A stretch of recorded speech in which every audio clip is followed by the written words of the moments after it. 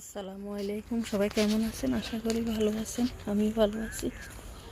দেখেন, এই একটা বাড়িতে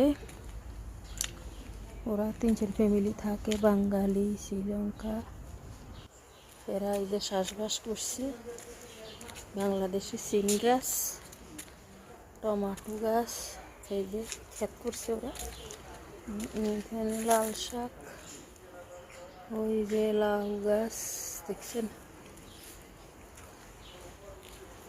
কুমড়া গাছ, লাউ গাছ।